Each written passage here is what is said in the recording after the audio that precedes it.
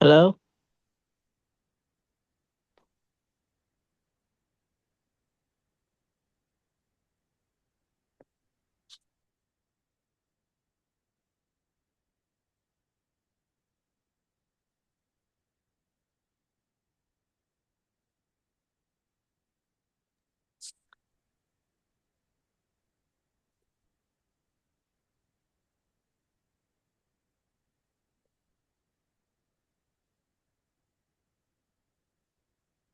Hello?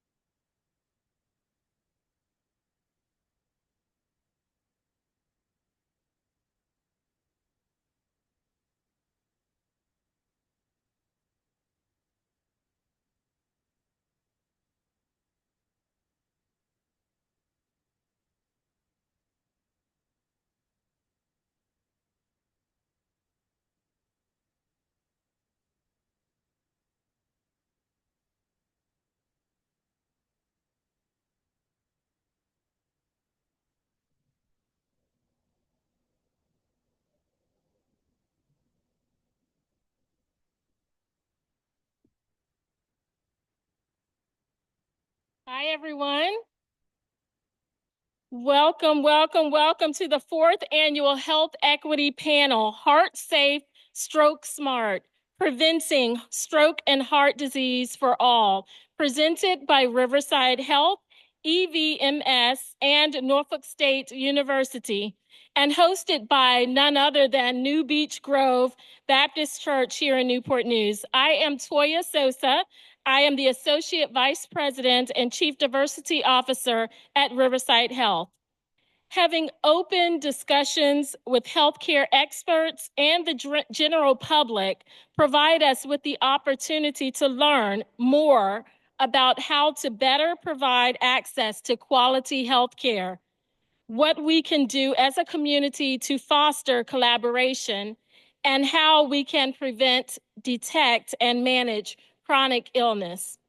The work goes beyond what we learn through these discussions as we continue to work together to explore innovative methods, interventions, and programs to improve health outcomes for all. I want to thank our generous sponsors, Norfolk State University and EVMS. You can make some noise.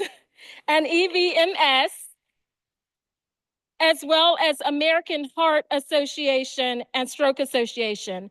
I would also like to thank the roughly 15 organizations that supported our resource fair tonight, some of which are here today. Thank you so much.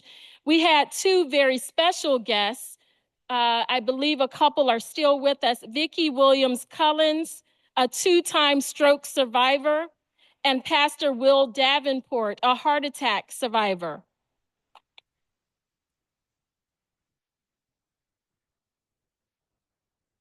Thank you for sharing your triumphant stories with us.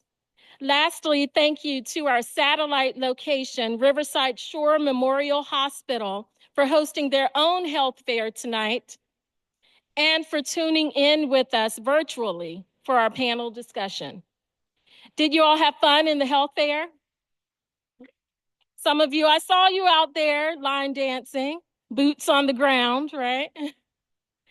All right, there will be another prize giveaway. We gave away one over at the health fair, and there'll be another at the end. So stick around for that. Please use hashtag HeartSafeStrokeSmart, hashtag HeartSafeStrokeSmart when you post to your social media, and hopefully you're taking pictures. Now it is my honor to welcome Mayor Philip Jones of Newport News to the stage to bring greetings. Mayor Jones.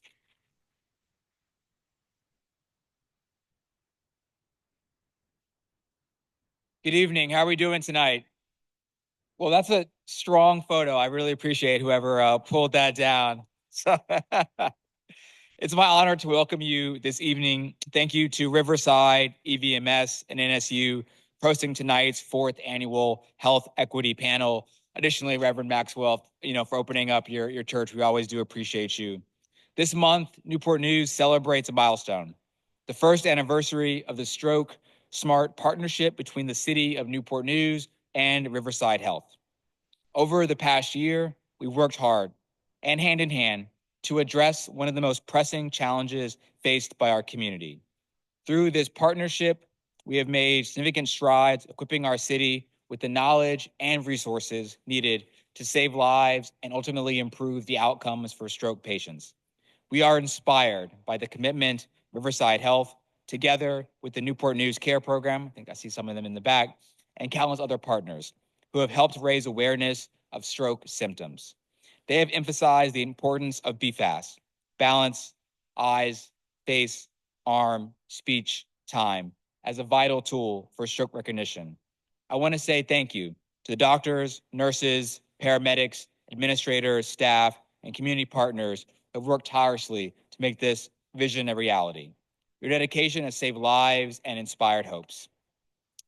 Thank you for joining us here today. Together, we are building a healthier and stronger Newport News, but also Hampton Roads. Thanks so much.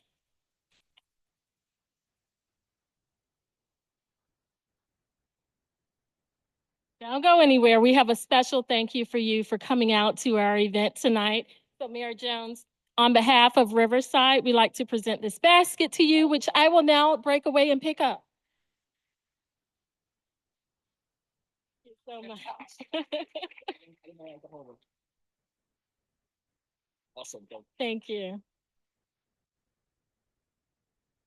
All right, we are also honored to have Delegate Shelley Simons from Newport News District 70 join us. Please welcome her as she comes to the stage to provide a brief health equity policy update from the 2025 General Assembly. Thank you. Thank you for having me, and it's just so wonderful to see the community come together.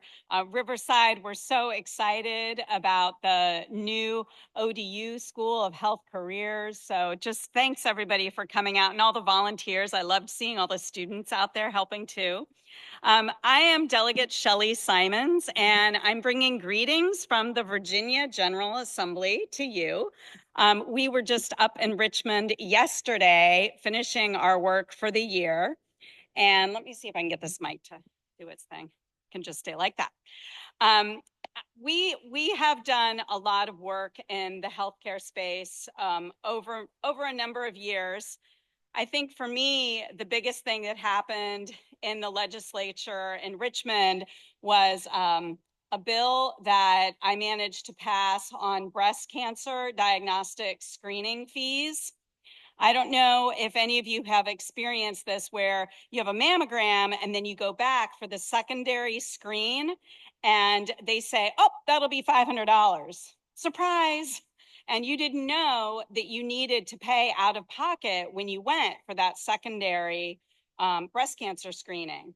My bill banned the practice of those out-of-pocket costs. So really trying to make it,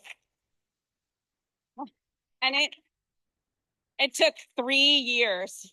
3 years to get that done, because every time I introduced the bill, the health insurance industry was like, wait, it has to go to this special committee. And then they heard it in the special committee and they let it out of the committee and then it came back up for a vote. But finally we passed it. So that's definitely something to celebrate this year.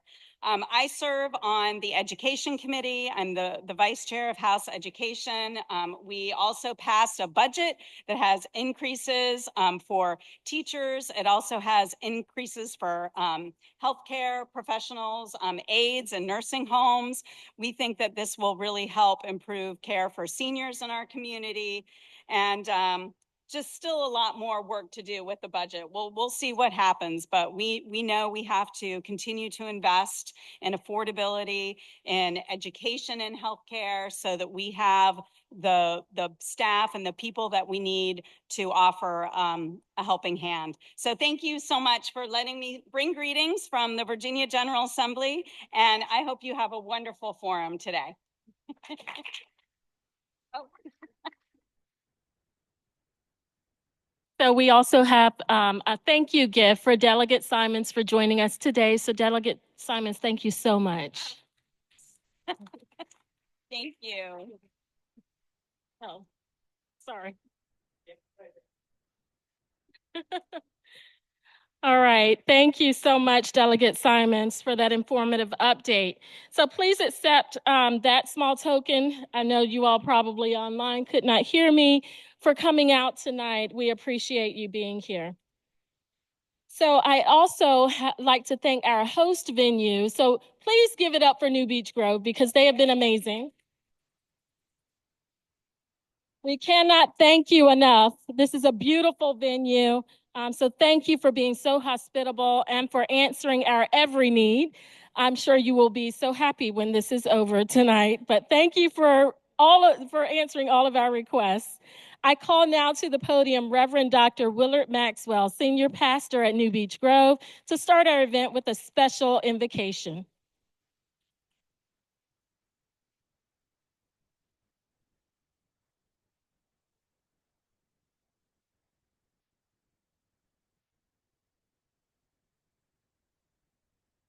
Hey, everybody, how you doing? Well, I got to say one thing real quick, and I'm a stickler to say, if you get called to pray, just pray and sit down.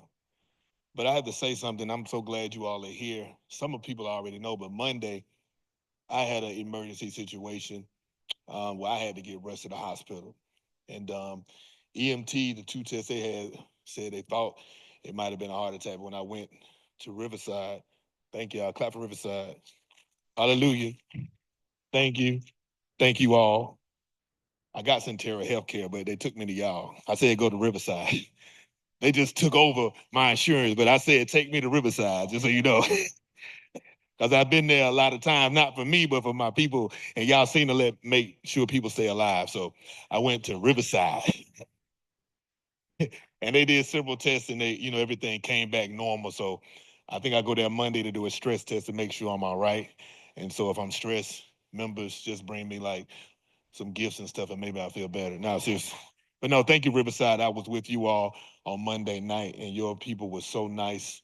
They were so informative. They continued to tell me what was going on. And, they kind of held me hostage because they said they wanted to do another test to make sure that the other test was correctly negative. So, hallelujah for Riverside. All right, now let me pray. All right, yes, you're good. You're good. Yeah, clap for yourself. You did good. You did good. Amen. So, Lord, thank you for this day. We thank you for this great organization called Riverside. We thank you for allowing them to come into the community and give back, Lord. We thank you for all of the different ways they teach individuals to cook and how to take care of their health and how to continue to move in healthy ways and begin to change their lifestyles, not just with taking medicines, but doing natural solutions of changing lifestyles and diets. We love you. We ask for you to continue to bless Riverside, continue to allow them to continue to teach and educate our community so that we can continue to understand that faith without works is dead. We love you. We ask for you to teach us and allow us to learn and take in everything that they bring on today. In your name we do pray. Amen.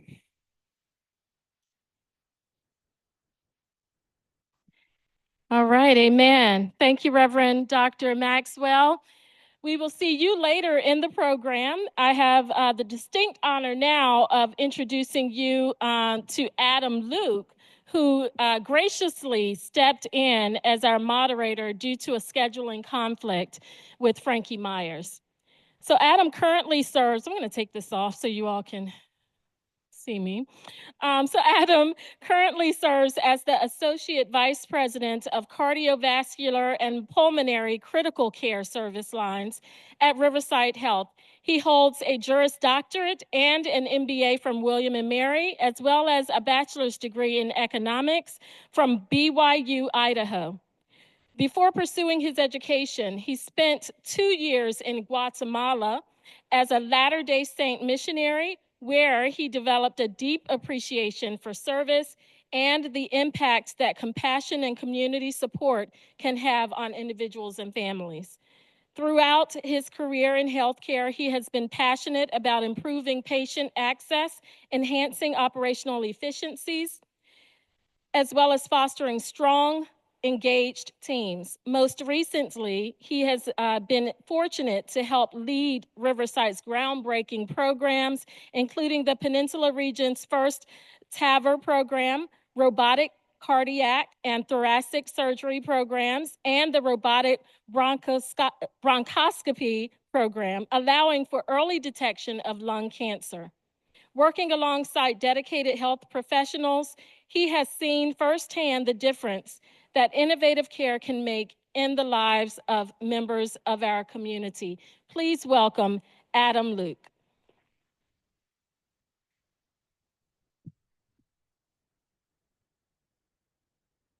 Thank you, Toya. It is an honor to be here with you tonight. As mentioned, I'm Adam Luke, and I'm your moderator for the evening. And I want to thank you for joining us for what we hope will be an important conversation on being heart safe and stroke smart. In addition, thank you for completing the survey questions during registration. We're going to share some of those results for those of you who reviewed or who filled out the survey. First, just a general understanding. Question 1, do you know what a stroke is? And 93% of you said yes, you know what a stroke is. We're going to get into a little bit more detail on that, what might cause a stroke, or what are some of the signs and symptoms. Question 2 dealt with that. Select a sign or symptom of a stroke, select all that apply. Right? A high number of you filled out that facial droop or leg or arm weakness. Mayor Jones mentioned the be fast phrase that we'll go through here this evening too. Question 3, having diabetes puts me at higher risk for heart disease and stroke. True or false? That was 100% true. The community was spot on that. You did great. Question 4, if a family member of mine has had a stroke or a heart attack, I am at higher risk. And 95% of you said yes.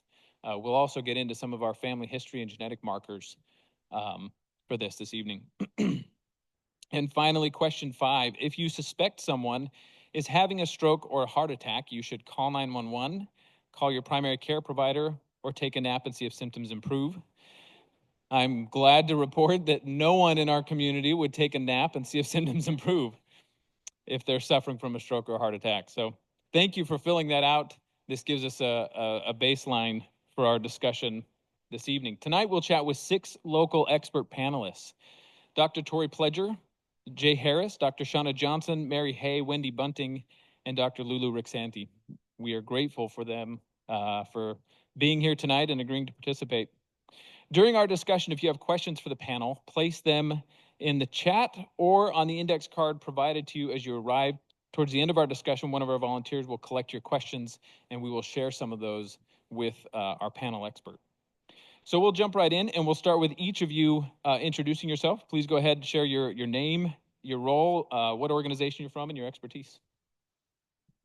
How you doing? I'm Dr. Pledger. I'm a primary care provider at Riverside. I work at Patriot Primary Care.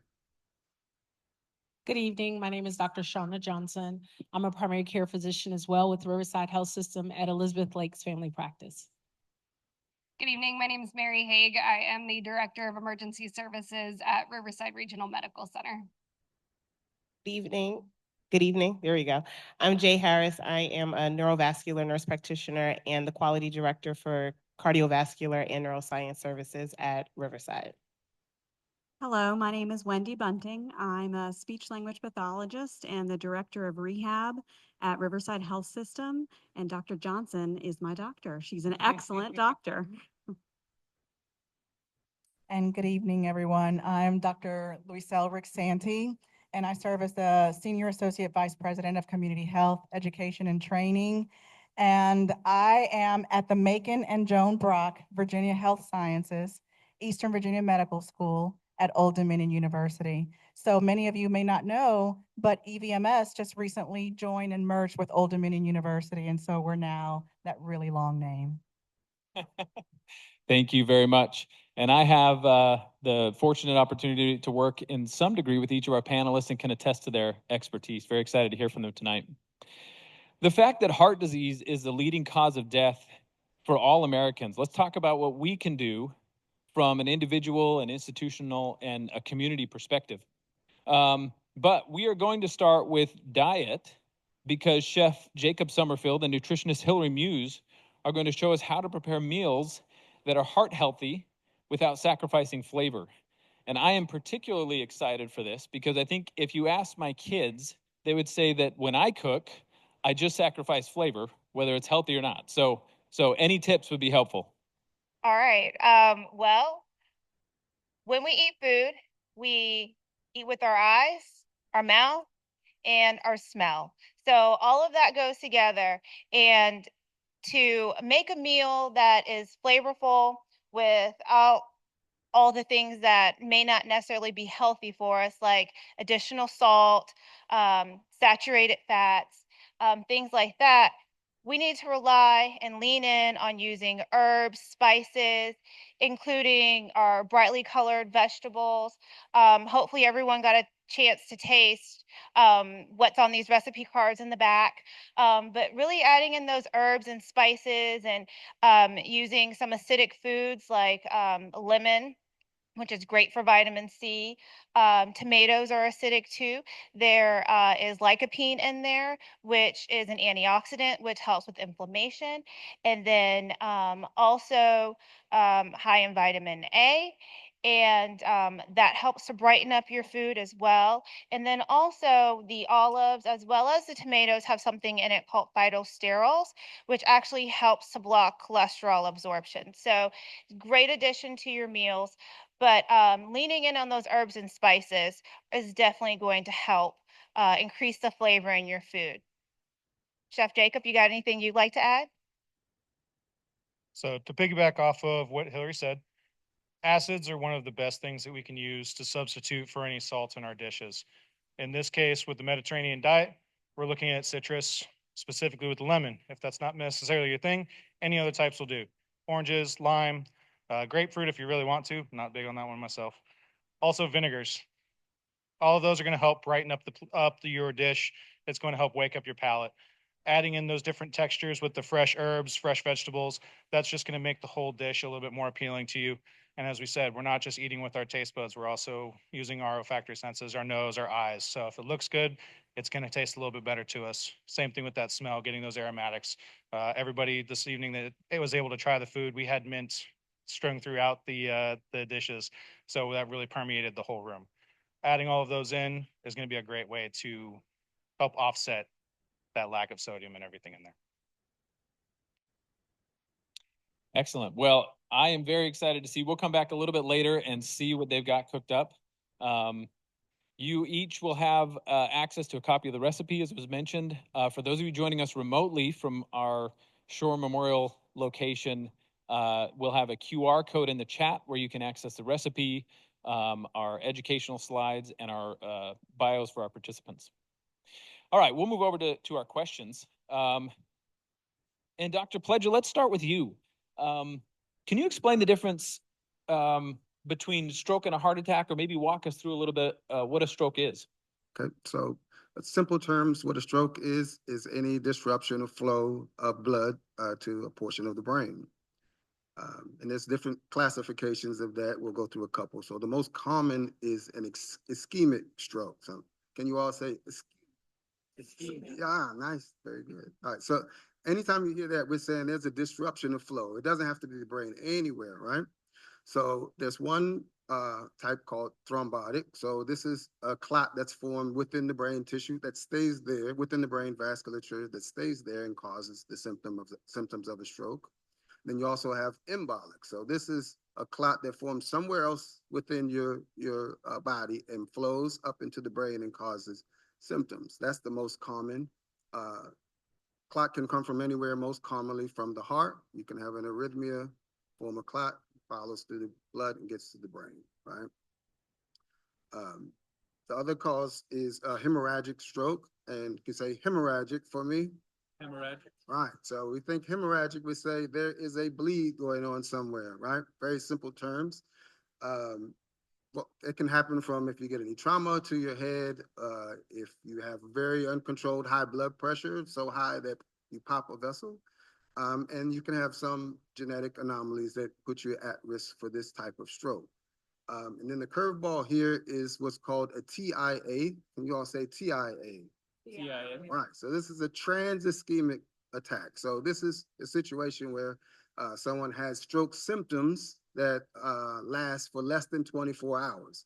And most often this is caused by an embolic cause. So a clot that comes from somewhere in the body goes to the brain, clogs a portion of the vessels, causing the symptoms, and it decides to lodge free. Now, that does not mean that you're out of the water. That just means that there's a clot floating around there. It can get clogged somewhere else. So for the next 30 days, you're still at risk for a stroke or another TIA. Thank you.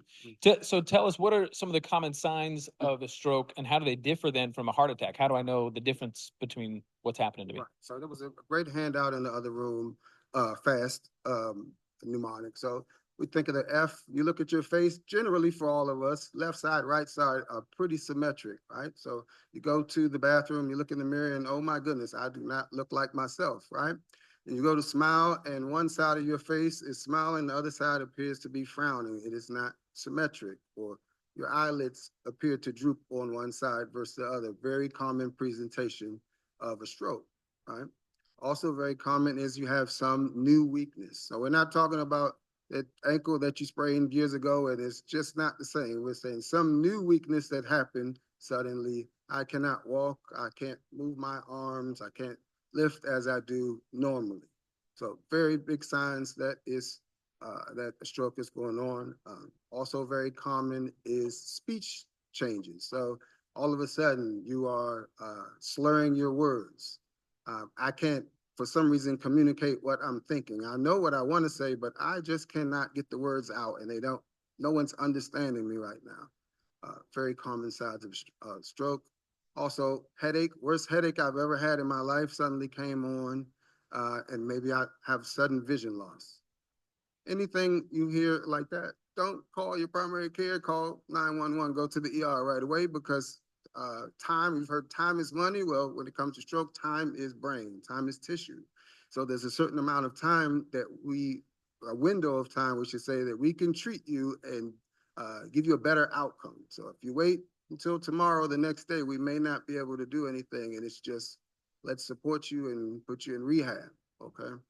Thank you, Dr. Pledger. One last question. What are the primary risk factors for stroke and do they differ based on age, gender, and ethnicity? Yeah, so primary risk factors for stroke, and same for MI, very similar and very common in our community. I will start with the first ones. So hypertension, diabetes, hyperlipidemia.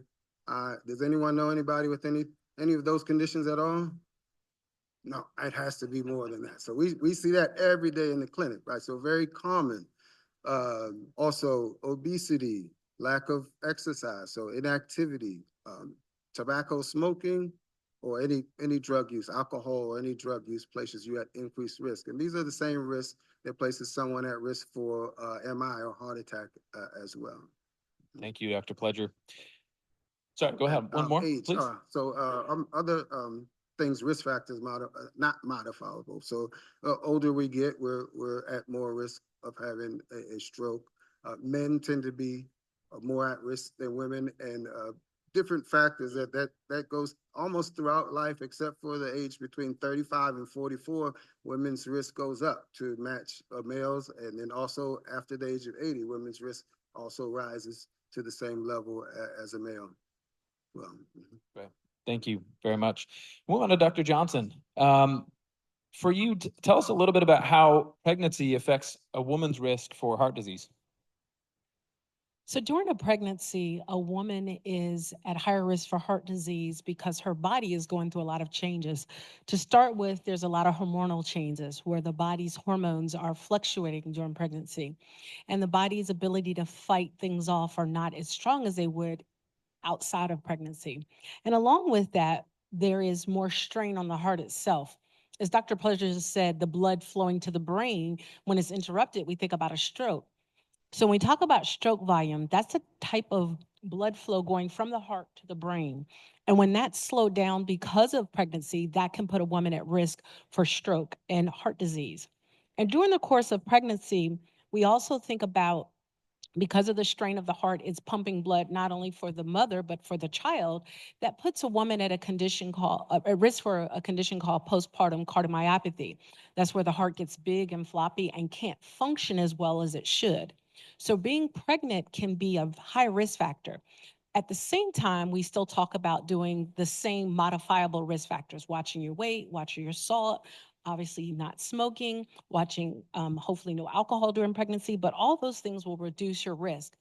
But at the same time, if you have a woman who's pregnant who has the risk factors to begin with, such as hypertension, diabetes, or hyperlipidemia before the pregnancy, or if they have some type of arrhythmia, that's an abnormal heart rhythm, all of those things can actually put her at higher risk for a stroke during pregnancy itself. Thank you. Now, what about the difference for women, excuse me, when it comes to stroke and heart attack symptoms? Are those different than for men? So we talked about a lot of the symptoms so far about facial drooping and things like that. And those are symptoms we see with everybody. But when we talk about women, some of the other symptoms that we typically see that we may not see in men are things such as headache. They get a migraine. We talked about the worst headache of their life, but all of a sudden women start developing migraines that they didn't have. Nausea is more common with women, along with hiccups, which is also very interesting that women, all of a sudden, they start having hiccups. And of course, vision loss. We talked about that with both, but women are more likely to have issues with vision loss. Thank you. And then finally, what should someone do if they suspect a stroke or a heart attack? And we talked a little bit about timeliness. In your experience, how important is that in seeking care? It's very important. Oftentimes people feel like, okay, maybe it's just going to go away. It's just going to go away. But it's better to be safe than sorry. So it is important to go ahead and call 911 if you think you're having those symptoms. It's best to get to the hospital as soon as possible. One of the things that we can do for someone who's having a stroke is we can actually give them medications to help reverse that. But there's a time limit that's on that. So we have all these medications that can be used. But if you're too late time-wise, those medicines can't be used. So that's another important reason to get to the ER as soon as possible. Thank you. Mary, speaking of the ER, let's talk a little bit about that part of the patient journey. So let's say a patient arrives at the ED. What happens if they come in with these suspected signs or symptoms of a stroke or a heart attack? Sure. So one point I just want to emphasize is we talked a lot about calling 911. And I think, out in the community, we think call 911, they'll get you there faster. But that is not the only reason to call 911. The ambulance pre-hospital, the paramedics riding that truck have a lot of ability to get care started before you even arrive at the hospital. So as soon as they get to you, they're able to start providing that help. They're also able to reach out to the hospital and let us know what's going on, at which point we can go ahead and activate some of those pathways that would otherwise not start until you arrive at the hospital. So if they call in and let us know that you're having signs or symptoms of either a stroke or a heart attack, we then have teams that we activate before you even arrive at the hospital, which is important because especially during off hours, it can take some time for those teams to arrive. And so if we're able to give them that heads up, oftentimes they're at the hospital ready to go, waiting for you by the time you get there. And so for symptoms of a stroke, it's very important.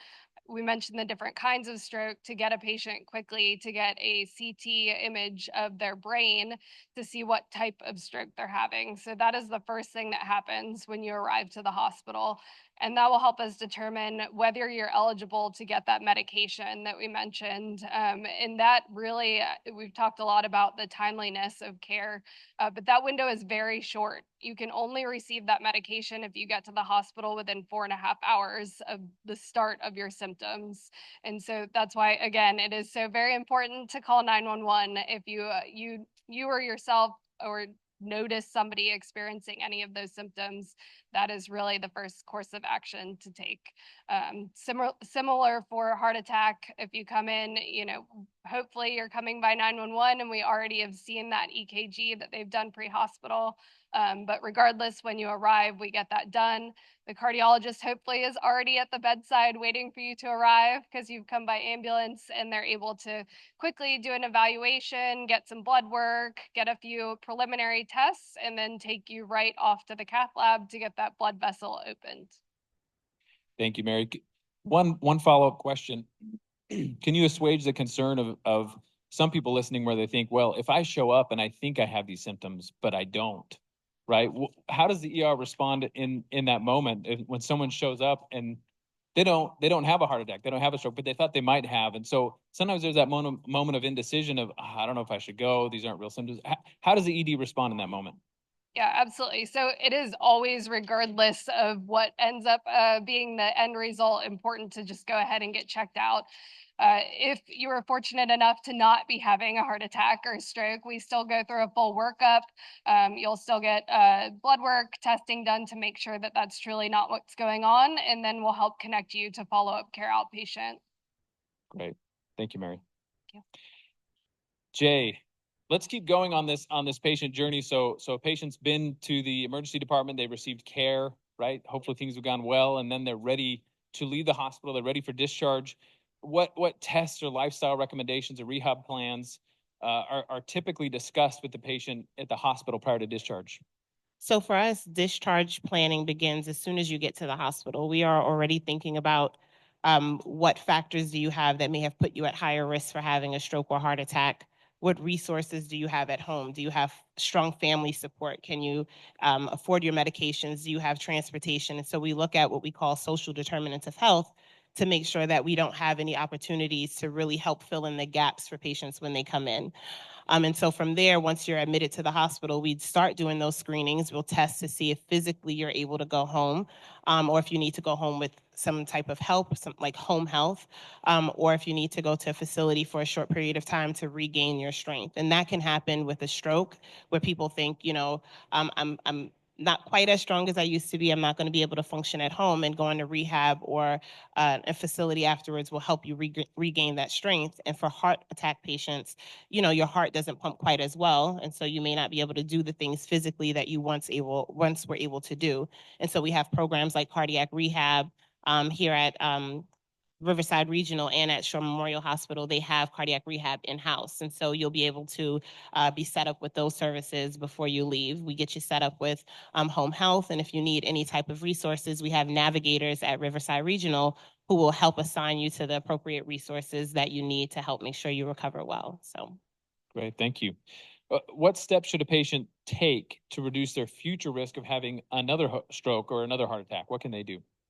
So number one, listen to the advice of your medical professional. That's the first thing that you can do. I know it's a lot of times patients and families are scared because it's a new diagnosis, it's a new disease, but we're here to help you. And so we will always give you the best advice with the information that we have. And so being truthful about, your history and what you're feeling and what your symptoms are, I think are the first thing you can do. Be an advocate for yourself and be an advocate for your family. Take really good notes. I always tell my patients to get a notebook and write everything down. I won't point her out, but my mom is in the audience and she knows. I tell her to get your notebook, and I want to know what happened at your appointment. And so it keeps you accountable. So you can always go back to your notes and say, well, the doctor told me this, or the nurse told me this. These are my medications. And so really those are the most important things you can do. Be an owner of your own health and really advocate for yourself and your family members. That's great. So let's say you're a patient sometimes like me and I didn't take notes, right? And then I'm here 6 months out, 12 months out. What resources do we have in the community that might help me in that situation to, again, prevent an additional stroke, an additional heart attack? So we have, again, your primary care providers. We have specialty doctors like neurologists and stroke neurologists, cardiac rehab, like I said, we have in the community. But we also have resources like home health nursing. Some people don't want to go into facilities, and so they will set up nurses or nursing staff to come out to your house to help you with medications and navigate the difficulties of a new disease. We have things like paramedicine, which are some of our EMS partners who really do come out and they help fill in the gap. And so if you don't have access to home health, or you may not be able to get a ride or get to your appointments, they can really help with those as well. We have social workers, we have stroke support groups, heart failure support groups. At Riverside Rehab Hospital, that is where we partner with them for our stroke support group as well. So we do have a lot of resources, but again, it's being connected with case management, being connected with your stroke navigators, and together we all really work to make sure you have what you need before you leave the hospital. And then once you get out of the hospital, we do follow-up calls. So the triage nurse line, they'll give you a call. The navigators will give you a call within about 72 hours. And then our complex case managers are typically following patients for about another 30 days. And so you do get a lot of touch points. And so when you're receiving these calls, answer the phone. That's one. Don't screen it. Answer the phone, answer the questions, and really be honest about what struggles you're having at home. If you're not getting what you need, make sure you let us know, because our goal is to keep you well and keep you out of the hospital. That's great. Thank you. I think now is probably a good time also to mention, because of these resources and because of what we have available, Riverside Shore Memorial Hospital is a certified primary stroke center, and Riverside Regional Medical Center is a comprehensive stroke center. So a lot of great resources in both of those communities. All right, before we move on to Wendy, we're going to check back in on our food, and just, it smells pretty good. I can attest to that. I hope everyone can smell it. That's the aromatics we were talking about, the garlic. Yes. And then I can smell the freshness from the lemon juice. And then since I'm sitting here, I can smell the mint. But talking about what you can do diet-wise, especially in preventing stroke and heart disease, one of the best diets that you can follow is the Mediterranean diet. The Mediterranean diet is comprised mostly of like the leaner meats, including fish that has omega-3 fatty acids, using olive oil, which again has omega-3 fatty acids, helps with inflammation, is, heart protective, beans, and whole grains like the quinoa. I don't know if anybody knows, but a cup of quinoa will give you 20% of the fiber you need a day. Wow. Definitely, and it also contains protein as well. So definitely great item to have in your pantry as like a staple item. It can be a good replacement for rice. But if you can't get to quinoa, you can always use other grains, such as brown rice. There are some other grains that you may see in the store, barley, farro, all of those can be interchanged. So experiment, try different things, try different herbs. If you've never tried tarragon and you see it in the store and you want to try it, whether it's dry or fresh, get it. There are great recipes online. One website that I actually like using is eatright.org, which is the Academy of Nutrition and Dietetics. They have excellent recipes up there, but just get on there, look for the recipes, experiment, try different herbs and spices, try different vinegars. And, if you want to get creative at home and you've got some olive oil, get creative, roast up some garlic and make a garlic infused olive oil. There are lots of ways to include flavor in your meals without the additional salt. Now tell me, this smells amazing, and I think these are some great options. If I'm trying to eat healthy, how strict do I have to be? Can I have some sugar? Can I have some, right? As we're coaching people along, what do you say as a nutritionist to say there's a balance in the diet, or we really need to tailor our diet around these items? I like to talk to people about the plate method. So you have your plate, half your plate should be fruits and vegetables. Divide the other half, and a quarter, so basically a quarter of the plate will be your protein and the other quarter will be your carbohydrates.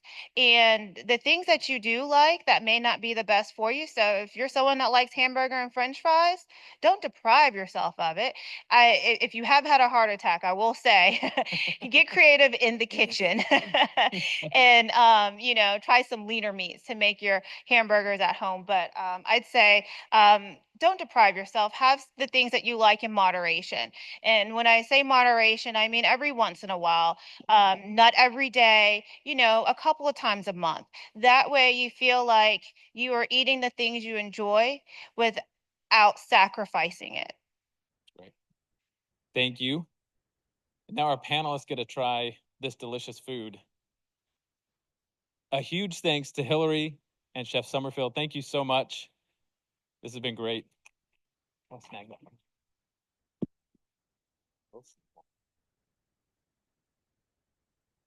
I'll hang on to that for later.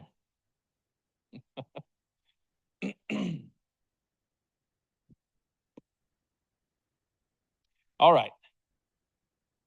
Wendy, getting back to our discussion.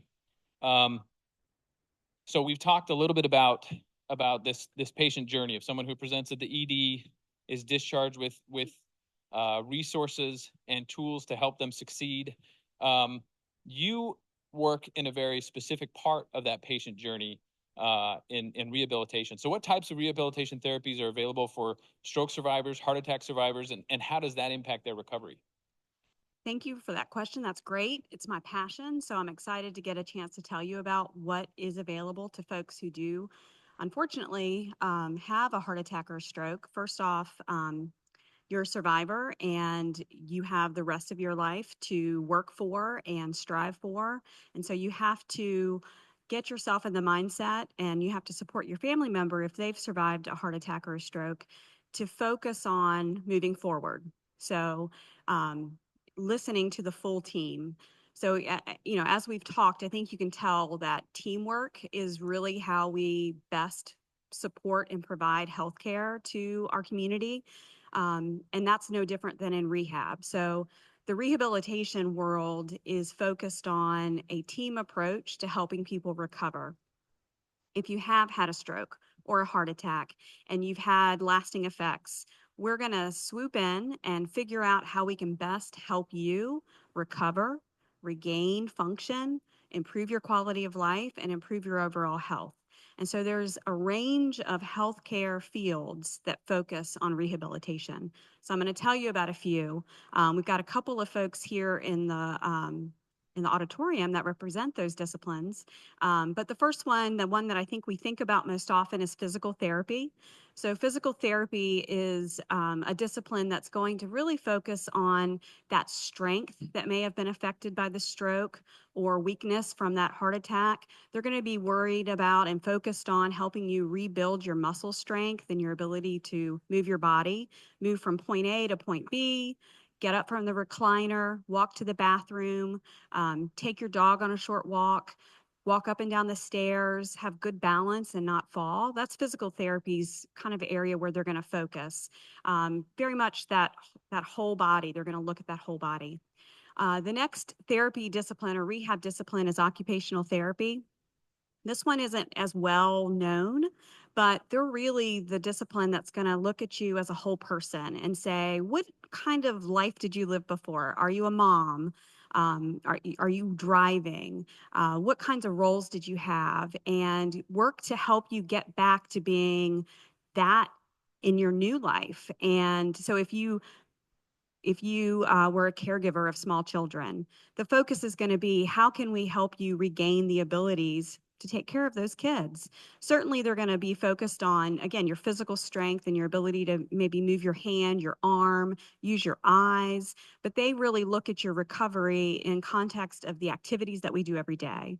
So occupational therapy is going to be focused on, are you able to get up and take a shower and get yourself dressed, put your makeup on, and drive to the grocery store, make a delicious meal, adapt your recipes. They're really looking at your quality of life and your ability to adapt to any maybe physical deficits that you're working through. Then there's speech therapy, which I'm biased because that's my field, but our focus is really rebuilding connections between you and your family and your friends through communication. And as one of our physicians mentioned, speech can definitely be affected by a stroke. And if you have had a stroke, then your ability to speak or to understand what's said can be really affected. And then you have a hard time connecting and one of the most important parts of our life is those human connections and relationships. And if you can't communicate, that's really affected. So speech therapists are going to be dedicated to helping you rebuild your ability to communicate and connect with your family and friends and engage back with life. And then I would be remiss if I didn't mention our mental health care professionals. Anytime there's a major life event like a heart attack or a stroke, we go through this difficult adjustment to whatever occurred to us. It was traumatic. And maybe we've got residual problems, a new diagnosis, and that's difficult to adjust to. And so addressing our fears and our concerns about the future and talking through your gaps in care or the resources that you need is going to be really important. So we've got to make sure that you address your mental health concerns. Stroke is 50% of people who survive a stroke are going to develop depression in the first 2 years. And if you do develop depression, you can imagine you're just not as focused on rebuilding and regaining function. So it's this nasty cycle. So those rehab disciplines are going to focus on rebuilding strength, getting you back to being a healthier, functional version of yourself, and again, striving for improved health overall. Cardiac rehab is a specialized rehab program. As Adam mentioned, it's offered at Riverside Regional and also offered on the Eastern Shore. And that really is a rehab focus that's going to address your cardiovascular health so that you are, again, healthier, less likely to have another heart attack or a stroke, that you work on making heart healthy choices with diet, smoking, reduce those modifiable risk factors, and then also focus on stress management. Because again, we want a healthy heart, and stress, lifestyle choices, and your physical activity all feed into how healthy your heart is. It's great. Thank you so much, Wendy. You're welcome. Dr. Rick Santee, as a geneticist, I think you have a unique perspective and a unique background for this discussion. Tell us, is there a genetic or a hereditary component to stroke and heart disease? Yes, while we're very aware of the lifestyle factors that can increase your risk for cardiovascular disease and for stroke, there are also some genetic factors, and there are certain cardiovascular diseases that have a genetic component. Some include cardiomyopathies, and I became really aware of cardiomyopathies several years ago when I had a student who came to me and we put together her pedigree and identified that there could be potentially some hereditary cardiomyopathy. And in fact, she was adopted. And the reason her mom adopted her was because there was this family history of cardiomyopathies. And so it was then that we both became very interested in learning about the hereditary nature. And one of the things that we did together was develop a program regarding family health history and teaching communities and patients about the importance of collecting the family health history and sharing the family health history. We find a lot of times that when we're afflicted with a particular condition, sometimes we're embarrassed about these conditions and we don't share them with our families. But the fact is that when you share this with your family, you might find out that there are other family members that were afflicted with the same condition, and finding out that there might be a hereditary condition in the family could result in in managing the condition much differently. I'm on the cancer side, so I do cancer research, and for cancer, specifically for breast cancer, if there is a hereditary component, the treatment and the management of breast cancer is very different for those that have hereditary breast and ovarian cancer than for those that have sporadic breast cancer. And it's very similar with cardiovascular disease. So hypertension can run in families, stroke can run in families, cardiomyopathies can run in families.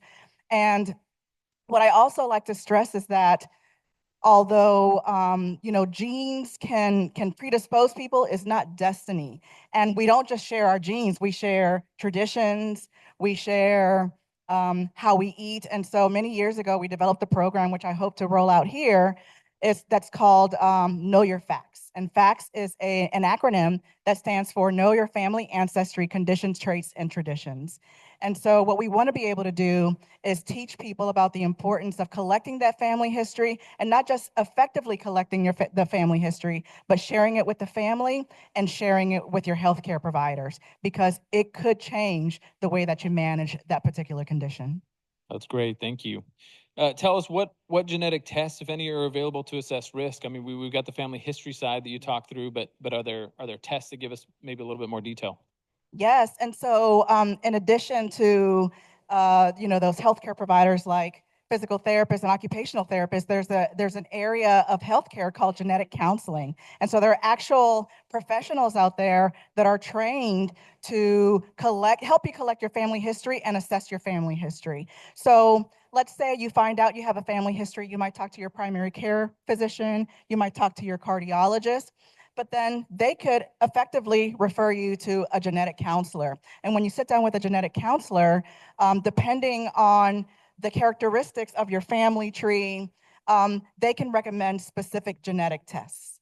And so one genetic test is APO1. This is a gene, a protein that's responsible for the development of lipids. And so this particular test, if you have a certain version of that gene, you might be predisposed to the formation of fat in the vessels.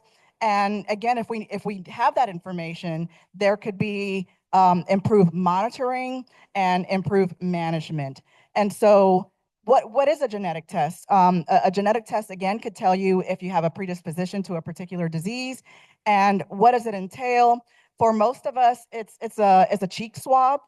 And then the cheek swab goes into a tube, it gets sent out to a lab, then the lab sends the genetic counselor or your physician the results, and then they sit down with you. Either your physician or your genetic counselor can sit down with you and tell you what your results are, what they mean, and again, how do we live and move forward, whether it's prevention, whether it's management. There's also, you can also do a blood test. So it's a very easy test to do. And there are genetic professionals out there that are trained to do exactly that. That's great. Thank you so much. Well, we appreciate each of you answering some of these specific questions. I've got a couple questions that are just for the group. And so any of you can chime in, all of you can chime in.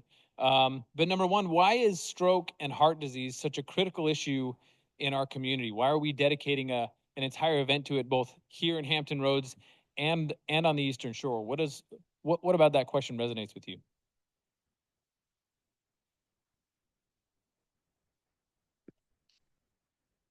Am I on? There we go. So I happen to, again, work with both of those disease processes by working for cardiovascular and neurosciences. And so we see so many patients who come into our hospitals who either have these diseases that aren't well managed and then they come into the hospital, or they haven't sought medical care, don't even know that they have these risk factors, or to Dr. Rixanti's point, they have, family predisposition that they kind of ignore or they don't follow up with. And so we see so many of these patients come in, and if we get involved earlier, we don't have as many, disabilities from it. This really impacts people's lives. If you have a stroke, it may change the way that you can work or drive or take care of your family, get around, do things that you really love. And the same thing with a heart attack, and even worse, you may die. So it really is important, and we really impress upon everyone to really seek early care, seek prevention, take really good care of yourself, because when we see you in the hospital, we really don't want to see you again. We want to send you out the best way we can, but we really don't want you to come back. We want you to take really good care of yourself. And I think in our community, a lot of times we ignore a lot of the symptoms that we see and the things that we feel, and we put work and taking care of other people ahead of ourselves. And so very important to pay attention to your body and really get in early. So that's. Next question. For those of you who've worked with patients after one of these events, what are the biggest challenges they have in regaining mobility or independence after a stroke or heart attack?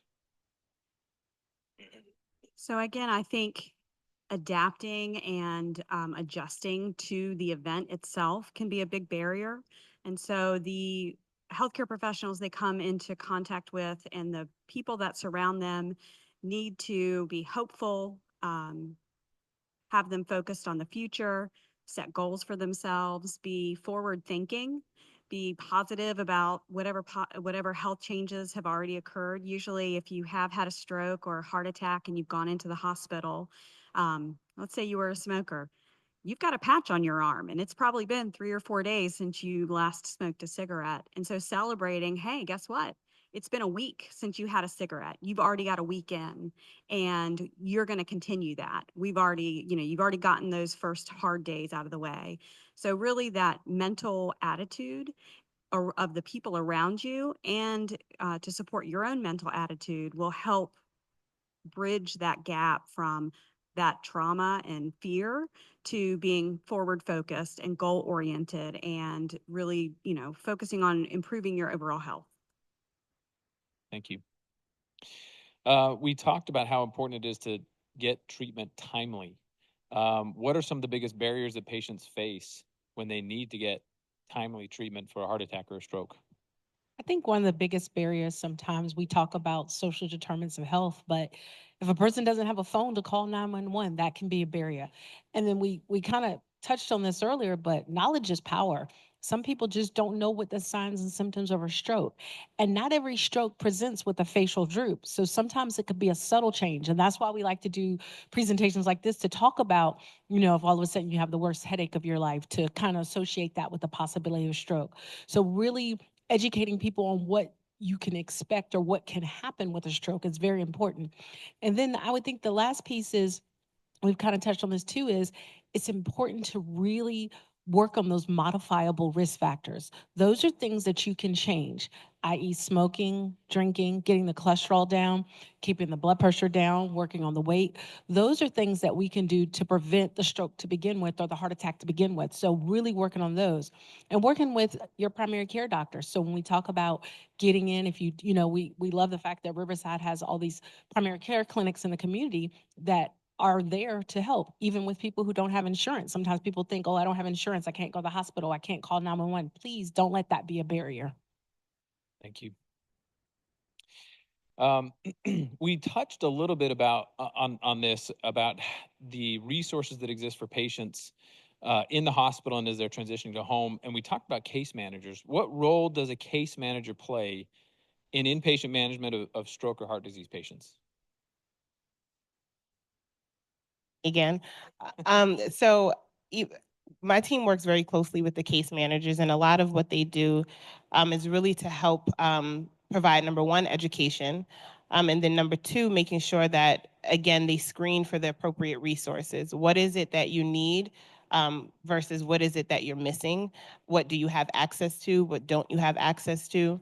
And then a part of that is also, again, the education for, the patients. We want to make sure that you are equipped not just with the access to medicine, not just medications and the resources, but the education to go along with it. And so to piggyback off of Dr. Johnson, it's, for women especially, there are atypical symptoms of like heart attack, so we want to make sure that when we sit down with patients, we have that conversation with the patients and with their family members, because educating both are important. And so for women, if you have indigestion or you feel like you have heartburn that's, gone on forever, or you have back pain, or you feel sudden fatigue that doesn't go away, I think a lot of us will dismiss that and think it's something else. And so for case management and the navigators together, we really focus on making sure you have those educational points and that you're armed with the information and resources to go home with. And so case management is very critical. Again, being honest about it. And so if they ask, can you afford your medications? You want to make sure you say yes or no, I can't. Do you have a vehicle? You make sure you're honest about that. And so it's very important for the case managers to have clear answers about what you need in order for them to help you with what you need when you get out of the hospital. Excellent. Thank you very much. Those are the questions we had prepared, and now I believe we have a few from the audience. So we'll go through these, and again, anyone that would like to, please chime in. This first one says, what's the difference between a heart attack or angina? Maybe start with the definition of angina, and I'm looking at you, doctors. You're gonna have to answer I'm this up. one.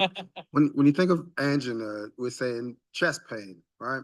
So every chest pain isn't necessarily a heart attack, can it be? But it can be a hint of that you have a high risk of having a heart attack in the future. So Angela, maybe you have a little bit of blockage in your vessel, but it's not a full blockage. So angina can be, you'll notice that I have chest pain when I exercise, right?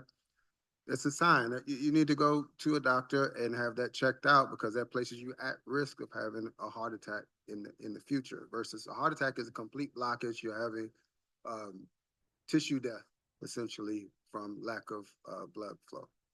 So if I'm exercising and I feel angina, how do I distinguish between this and say, oh my goodness, this is a heart attack, I got to go right now, or I should set an appointment with my cardiologist? So angina, typically we say angina is symptoms of I have chest pain when I am active and it's relieved with rest. So that's the classic definition of that.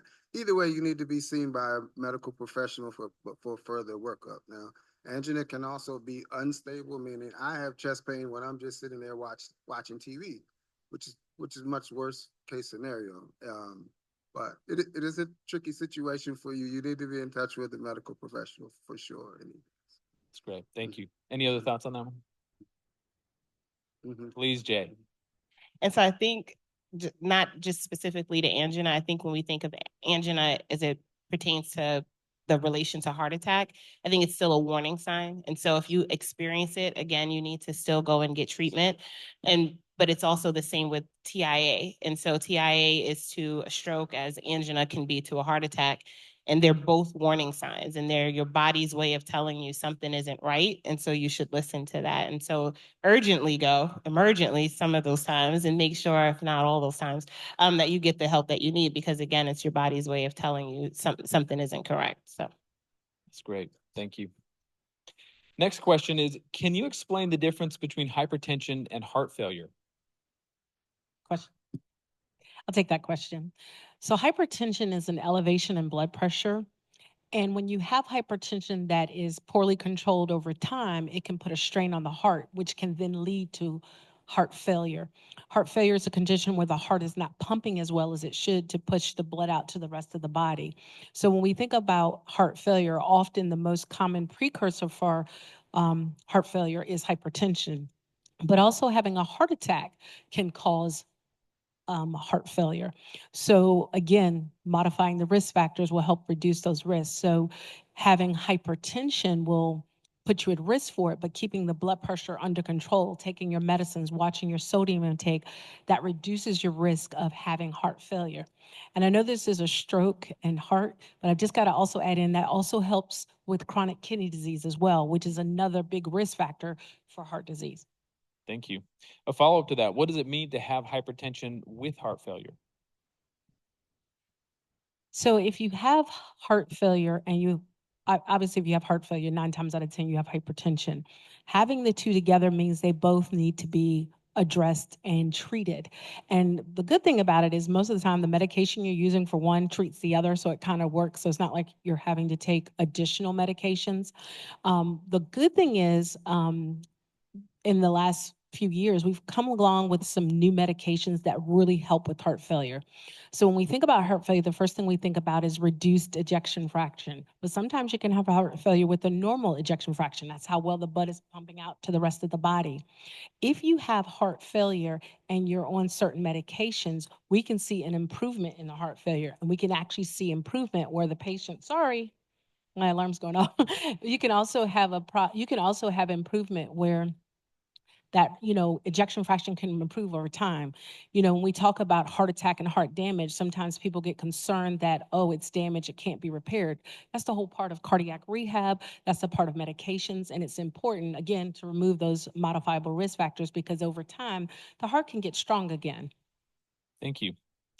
Last couple of questions here. Is stroke and pulmonary embolism related? I see Jay jumping on that. Dr. Pledger. Is stroke and pulmonary embolism related?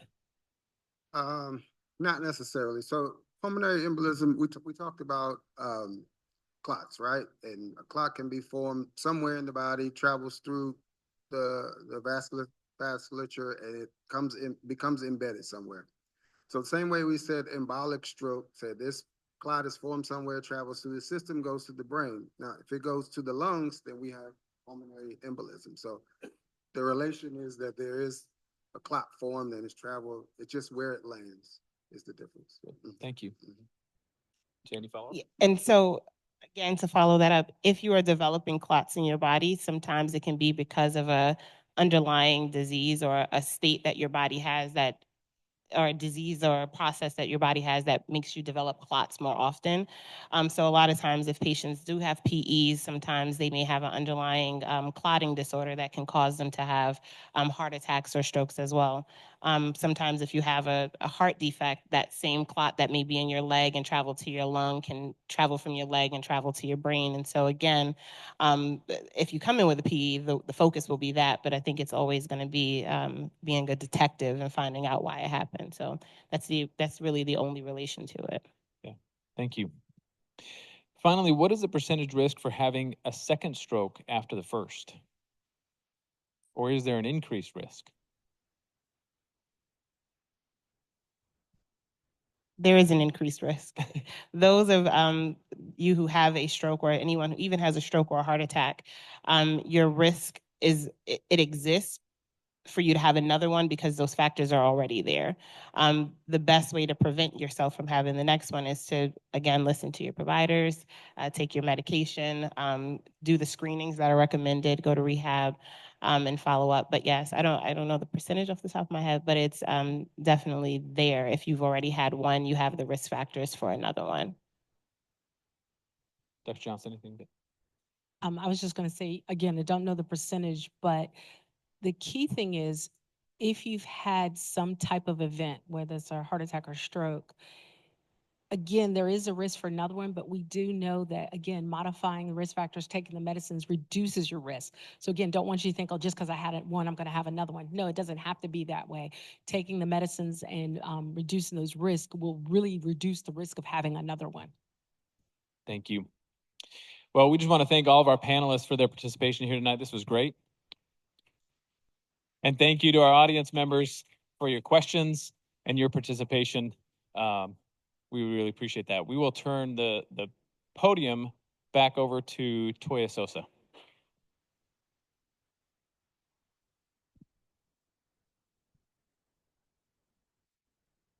There you go. I come bearing gifts. So the first thing I want to do is to draw the name. So we have one last gift basket that we're going to give away. And the name is Hester Dixon. Is Hester Dixon here? All right, come on up.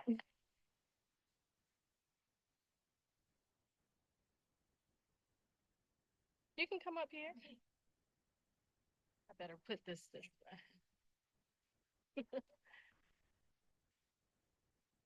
Hester, congratulations. Thank you so much for attending tonight. Thank all of you for attending tonight. Now, I don't know where Pastor went to, but if someone can grab him, I think he had a phone call and had to walk away. Is he headed back in here? Okay, he's going to be back with us, but we definitely wanted to give a big thank you to him. So as he makes his way up here, there are a few things that we want to say about today's event. So this has been a great discussion. Please give our panelists and our moderator a round of applause. We do have a small token of our appreciation to each of our panelists and our moderator. Those are the beautiful bags, the baskets that you see sitting on the seat. So please remember to grab one on your way out. I think Carrie, one of our volunteers with Riverside, was able, and coordinator of the event, was able to help with that and do a good job putting the names on those. I also want to thank our many volunteers that made tonight possible. Thank you so much. O'Brien, who is in the audience, has helped, as well as Erica over here running our slides. I also want to thank Chef and Hillary. Thank you so much. I'm sure you all were able to try out the food over in the other area, and hopefully you enjoyed that. We are very much committed to improving the lives of those in and around our communities, and we are here to support you as you may have questions related to health topics that we discussed tonight. Please go to riversideonline.com/health equity, where we have provided resources, and don't forget to use the hashtag #HeartSafeStrokeSmart as you post your pictures to your social media tonight. And we encourage you to recognize changes in your body and talk to your healthcare provider about any new or unusual changes which could prompt necessary health screening. I now see Pastor. He's come back, and so we invite Reverend Dr. Maxwell back to the stage. He will deliver our benediction, but before he does that, we have a special presentation to Dr. Maxwell and New Beach Grove in appreciation for all that you've done here tonight to host this event. So Adam, please join me. Actually, I'll stay out of this one. And if you want to go ahead and present the check to Pastor Maxwell.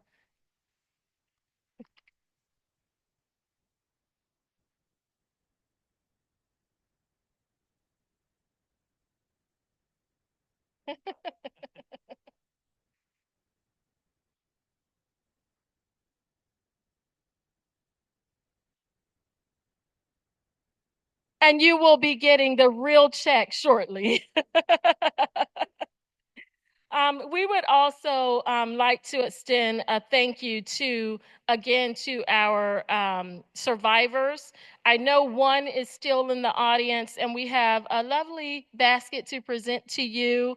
If I can have one of the volunteers, like Carrie, perhaps, up on stage with the basket. We won't make you come on stage, actually. If you can present that to Pastor Davenport, one of our heart and stroke survivors. Thank you so much, Pastor Davenport. Our other survivor, we will make sure gets a basket as well. Unfortunately, she had to leave a little early, but I believe I got all my thank yous in. Once again, thank you so much to all of the hands that made this possible tonight. If I forgot anyone, please charge it to my mind and not my heart. Thank you so much for joining tonight.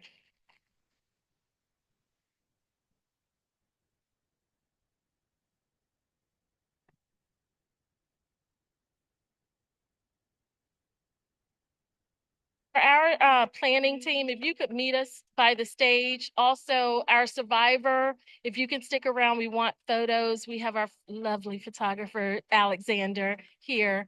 So everyone else, please feel free to go. And thank you, Dr. Mebin. I thanked Norfolk State quite a few times tonight, but Dr. Mebin is here, and she is doing extraordinary work in the community for Norfolk State. Thank you.